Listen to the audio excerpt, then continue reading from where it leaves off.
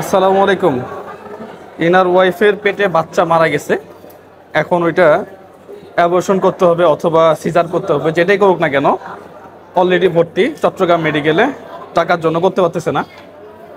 অনেকেই না আপনারা নেগেটিভ কমেন্ট করেন যে লোক দেখানো এই সেই, দেন না ওনাকে 10,000 টাকা। এখন দেন কেউ 10,000 টাকা। এসে পেটের মধ্যে বাচ্চা মারা গেছে এই অবস্থায়। আমি তো রিপোর্টগুলো দেখলাম, তাই না? আমি যেহেতু বায়োমেডিকেল ইঞ্জিনিয়ার, আমি তো বুঝি টুকটাক।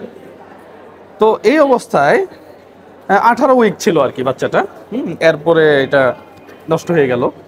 তো এই অবস্থায় এই যে লোকটা, এই লোকটা মানে আপনি কি আপনার আত্মীয় স্বজন কারো কাছে চান নাই টাকা পয়সা? চাইছি, কেউ দেয় না। কেউ দেয় নাই। আচ্ছা, আপনার ওয়াইফের অবস্থা কেমন এখন? এখন অবস্থা বেশি ক্রিটিক্যাল। কি ব্যথা ট্যাথা করতেছে? জি। আচ্ছা, ভর্তি করাইছেন? জি। 7 মাসের কাছাকাছি আপনার সে প্রেগনেন্ট হয়েছে। জি। আর এটা নষ্ট হয়েছে কতদিন? নষ্ট হয়ে যাচ্ছে 1 মাস। 1 মাস যাবত? বাচ্চা মারা গেছে বলছে 1 মাস হয়েছে। ডাক্তার বলছে 1 মাস যাবত মারা গেছে? জি। আচ্ছা, 1 মাস যাবত পেটের মধ্যে বাচ্চা মারা গেছে। আপনি আগে আগে বোঝেন নাই? আচ্ছা, আগে বোঝেন নাই, যখন ব্যথা শুরু হয়েছে বা ব্লিডিং শুরু হয়েছে তখন বুঝছেন, এই তো? আজকে 2 দিন ধরে উনার তলপেটে জায়গাটা ব্যথা করতেছে। আচ্ছা। পরে আমারে বলছে রে, তা আমি টাকা ছিল না হাতে, এই কারণে আমি আর কিছু করতে পারি নাই। পরে আজকে কিছু টাকা জোগাই আমি মেডিকেলে আলতা করাইছি। এখানে একটা মেডিকেল আলতা করাইছিলাম, এটা রিপোর্টটা নিয়ে মমতা দেখাইছি। দেখানো ওনারা বলছে যে আরেকটা আলতা করাতে হবে। পরে আরেকটা আলতা করাইছি। পরে যেখানে আলতা করাইছি ওনারা বলতেছে যে বাচ্চা মারা গেছে। পরে এই রিপোর্টটা আমি আবার বিশেষ করছি না, পরে আবার এই রিপোর্টটা আমি মমতাতে নিছি। আচ্ছা। মমতাতে নেওয়াতে ওনারা বলতেছে বাচ্চা মারা গেছে। ওনারা বলতেছে চিটাং মেডিকেলে নিয়ে যান, তাড়াতাড়ি বাচ্চা অপারেশন করে ফেলেন। আচ্ছা, যাই হোক, এখন এই অবস্থায় তো বাচ্চাকে আসলেই অ্যাবর্শনই করাইতে হবে, বা যেটাই করাক না কেন। হ্যাঁ, রোগীটা অন্তত সুস্থ হোক। এরপরে বাচ্চা প্রয়োজন হলে আল্লাহ তাআলা আবার দিবে, তাই না? এটা নিয়ে মন খারাপের কিছু নাই। তো আমার অবস্থা দেখেন, আমি পুরোটাই ঘেমে গেছি। হ্যাঁ, এটা হচ্ছে চট্টগ্রাম মেডিকেল। দুঃখ লাগলো ভাই একটু, আপনারটা আমি দেখতেছি, দেখবো আমি। ময়লাটা কোথায় রাখছে দেখেন। কারো প্রতি অবজেকশন নাই আমার। এদিক দিয়ে একটু ঘোরান, এখানেই রুগী, এখানেই রুগী। যেহেতু বাংলাদেশে সিটের সংকট, হ্যাঁ, আমার কোনো কমপ্লেন নেই কারো প্রতি। এখানেই রুগী, এখানেই ময়লাটা, ঠিক আছে? আবার ডাস্টবিনটা হচ্ছে এখানে, ডাস্টবিনটা হচ্ছে এখানে। মানে এখানে এসে রোগীর সাথে তো লোকজন থাকা লাগে। যে রোগী সে তো এমনি অসুস্থ।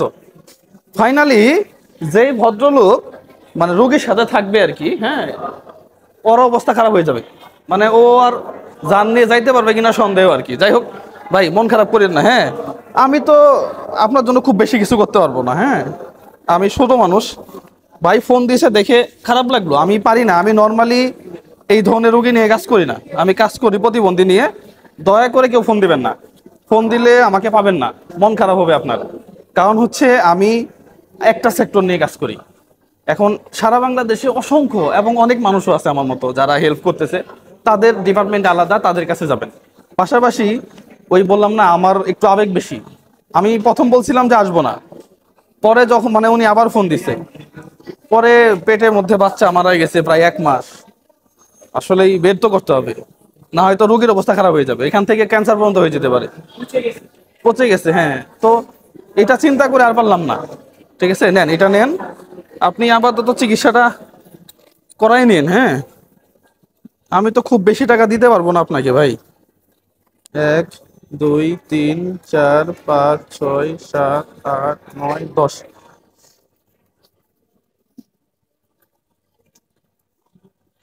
1 2 3 4 5 6 7 8 9 10, এই 10,000 টাকা নেন। হ্যাঁ, আশা করতেছি আপনার সরকারি মেডিকেল তো, এখানে মোটামুটি আপনি অল্প খরচের মধ্যে হয়ে যাবে ইনশাল্লাহ। হ্যাঁ, ঠিক আছে। এরপরে যদি লাগেই, হ্যাঁ, আমি তো আছি।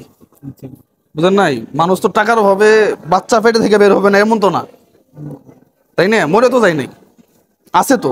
প্রয়োজনে বাইক বিক্রি করে দিলাম, কি হবো? একটা তো বিক্রি করে মানুষের দিয়ে দিছি। একটা বাইক ছিল এর আগে, দিয়ে দিছি।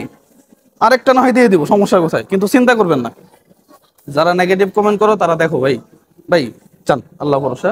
প্রচন্ড গরম, আল্লাহ সহায়ক প্রত্যেকটা মানুষের উপরে। হ্যাঁ, আপনি আমার ফোন নাম্বারটা নিয়ে রাখিয়েন। হ্যাঁ, আপনার সমস্যা ও সমস্যা আপনি একটু ফোন দিন আমাকে, ঠিক আছে? জি ভাই। কর্তৃপক্ষরে বলতেছি এগুলো একটু দেখেন। হ্যাঁ, মেডিকেলের ভিতরে এসে ভিডিও করা মুশকিল। আবার অনেকে অনেক কিছু বলবে, ভাই আমি তো কারো বিপক্ষেও না পক্ষেও না। এই যে ডাস্টবিনে ময়লা, হ্যাঁ, এগুলা একটু দেখেন, এগুলা দেখলে ভালো হবে আর কি। দেশটা সুন্দর হবে, কাজ করতে হবে তো দেশের জন্য। খালি একটা জায়গায় বসে বসে ওই যে সকালে 8টার সময় এসে 2টার সময় অফিস শেষ, আর এগুলা যে নোংরা হয়ে আসছে এগুলা কে দেখবে? আমি কি এখান থেকে বেতন নেই? তা দেখার দায়িত্ব কার? পাশাপাশি আপনারা যারা আছেন তারাও একটু দেখিয়েন, হ্যাঁ, ময়লাগুলা এখানেই রাখেন, আপনারাও দেখেন না। যাই হোক, মানে যারা আছে না দেখলে কেমনে? দেশটা সুন্দর করতে হবে তো। এখানে যদি ময়লা থাকে, এখানে তো আমি শুয়ে আছি, তার জিনিসটা কেমন গন্ধ আসতেছে তো। তো ঠিক আছে ভাই, যে হ্যাঁ হ্যাঁ, ও আচ্ছা, ফ্যানও নাই, হ্যাঁ, ফ্যানও নাই, গরমে অবস্থা খারাপ, মানে স্টক করার মতো অবস্থা। তো যেহেতু বাহিরেই লোক থাকে, তো একটু ফ্যান ট্যান লাগাই দেন। কয়টা ফ্যান লাগবে এখানে? এখানে 10টা ফ্যান হলেই তো হয়, 10টা ফ্যানের দাম 40,000 টাকা। এই তো, তো 10টা ফ্যান লাগাই দেন। আর যদি কেউ না লাগায় আমাদের বলেন, আমি লাগাই দেবো 10টা ফ্যান এখানে, সমস্যা তো নাই। যাই হোক, ভালো থাকবেন ভাই, থাকেন, হ্যাঁ। আপনি ফোন দিয়েন কিন্তু, হ্যাঁ, ফোন দিয়েন, যান, আল্লাহ ভরসা। ফোন দিয়ে কোনো সমস্যা হলে কি হয় না হয় আমাকে জানাই, ঠিক আছে?